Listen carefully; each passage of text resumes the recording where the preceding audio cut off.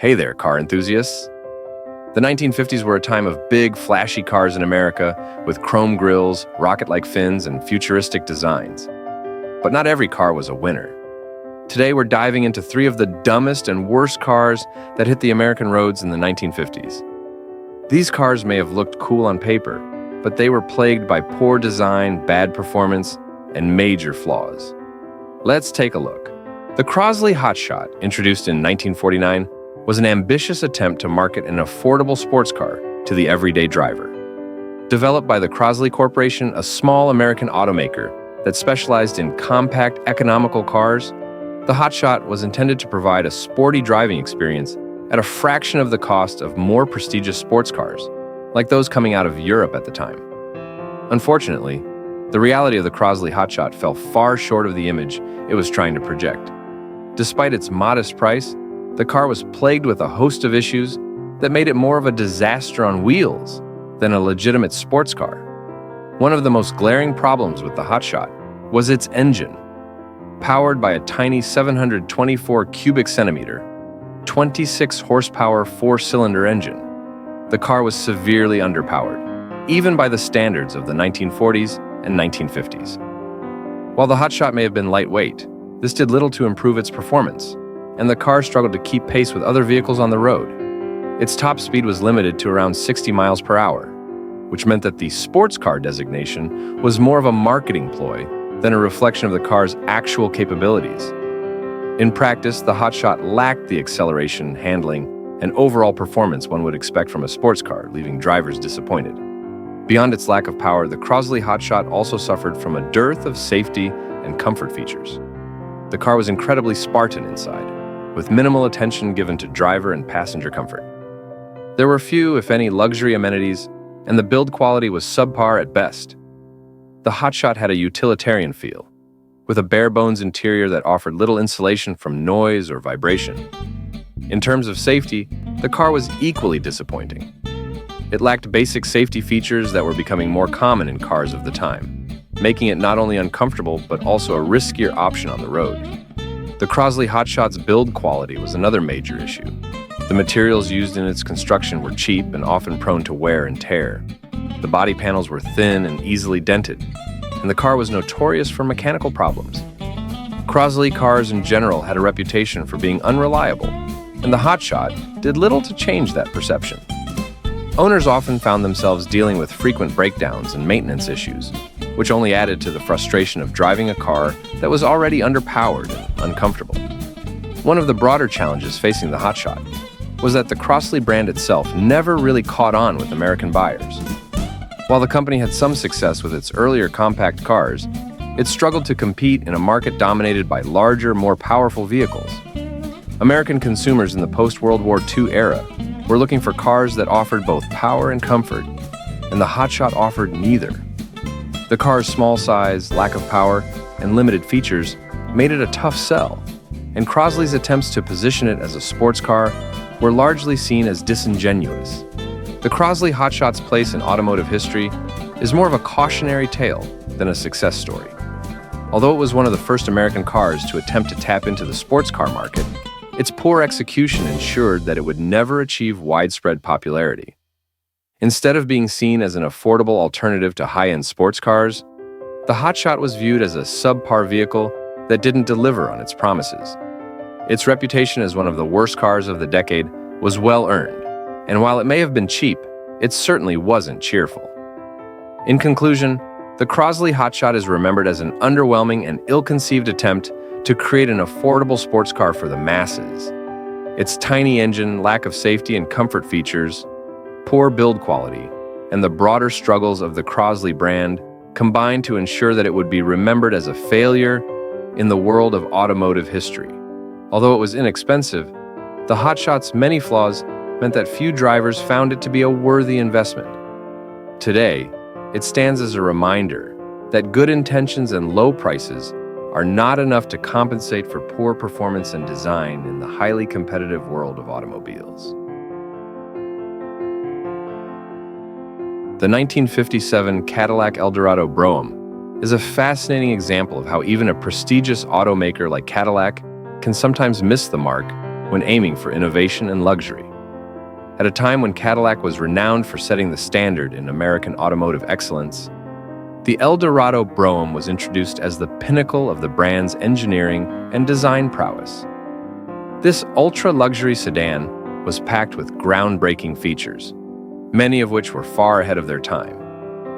However, despite its avant-garde technology and lavish appointments, the Eldorado Brougham ultimately became known as one of Cadillac's most infamous flops, due to its high price tag, frequent mechanical problems, and overcomplicated systems that frustrated even the most loyal of customers.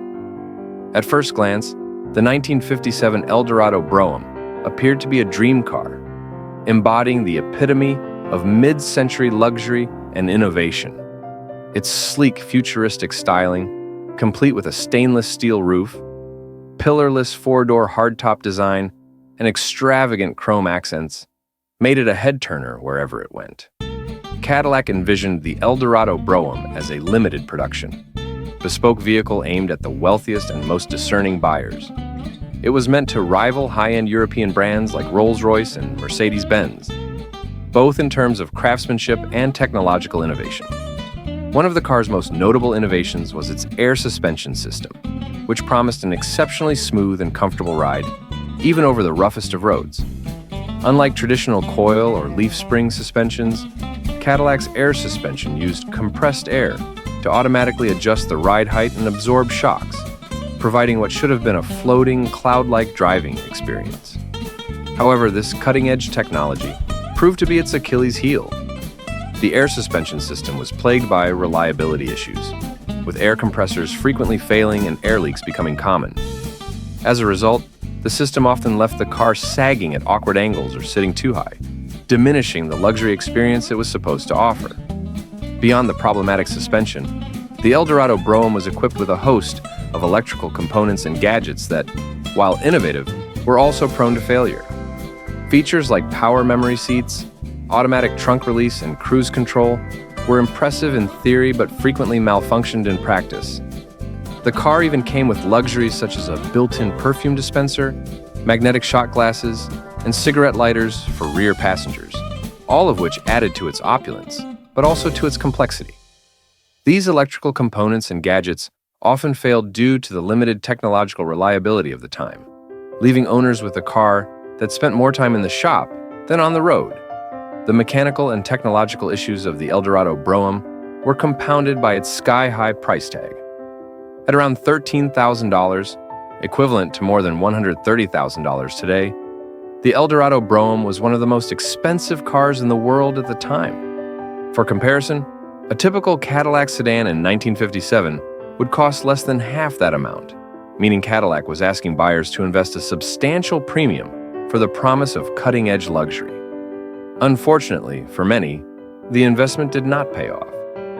While the car was packed with advanced features, the constant breakdowns and expensive repairs overshadowed its luxury appeal. Owners who could afford a car like the Eldorado Brougham expected a seamless, superior experience, but instead, they were burdened with frequent mechanical failures and inconvenience. Despite these issues, the Eldorado Brougham still holds a unique place in Cadillac's history. It was a car that pushed boundaries and reflected the brand's ambitions to lead the industry in innovation and luxury.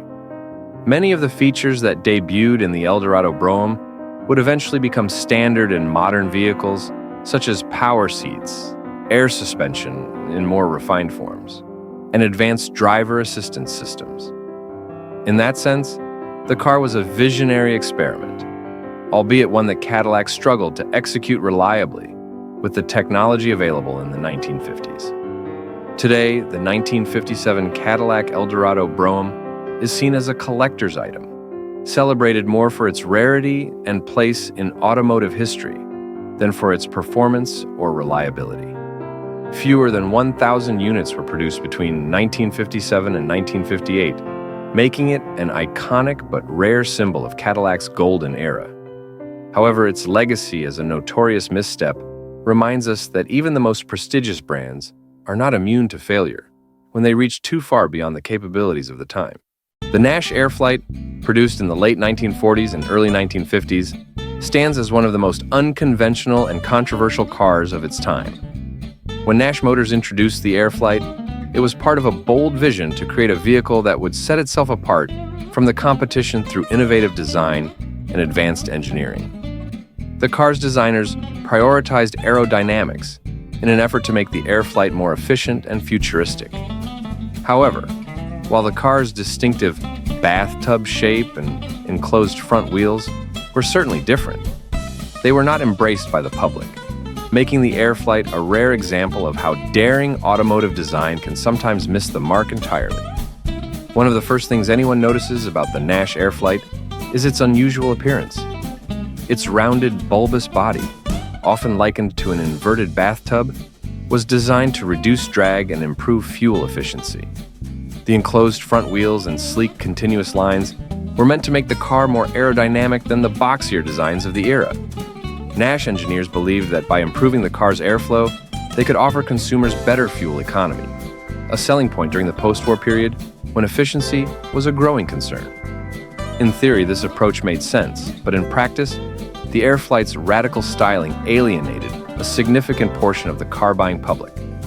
The bathtub shape, with its bulbous curves and lack of sharp angles, was so unusual that it looked out of place among the sleek, chrome-heavy designs of the 1950s. While other American automakers were embracing long, low-slung profiles with prominent tail fins and bold grills, Nash went in the opposite direction. The Airflight's design seemed more like something from a sci-fi movie than a car showroom.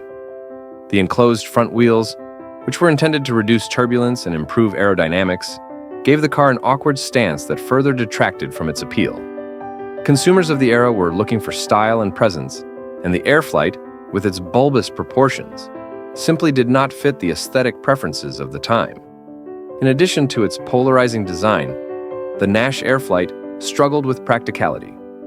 While its aerodynamic shape theoretically offered some benefits in terms of fuel efficiency, the car was slow and underpowered, making it less enjoyable to drive than its more conventionally styled competitors. The Airflight's focus on streamlining came at the cost of interior space and visibility.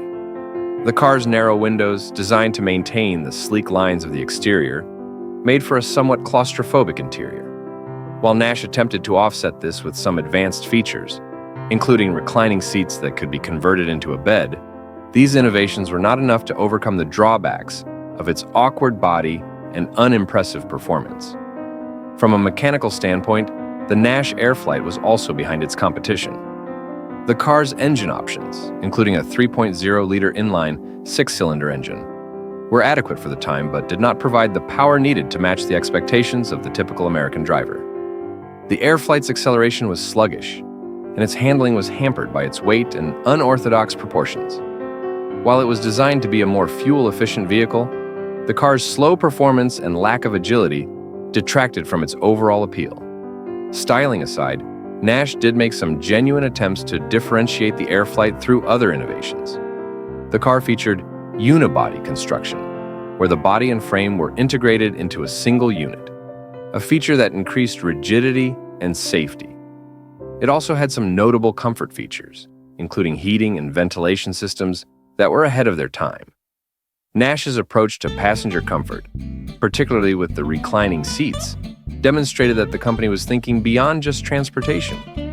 However, these innovations were not enough to compensate for the car's other shortcomings, and they failed to capture the imagination of American consumers. The Nash Airflight's failure to gain traction in the market can largely be attributed to its timing. The car's styling may have been ahead of its time in some ways, but it was ahead in the worst possible way. American car buyers of the 1950s were enamored with the flamboyant, chrome-heavy designs of General Motors, Ford, and Chrysler, and the Airflight's streamlined, almost organic form just didn't fit the bill. In retrospect, some aspects of the Airflight's design, like its emphasis on aerodynamics, might have found a more receptive audience in later decades when fuel efficiency became a greater priority. However, in the 1950s, it stood out for all the wrong reasons.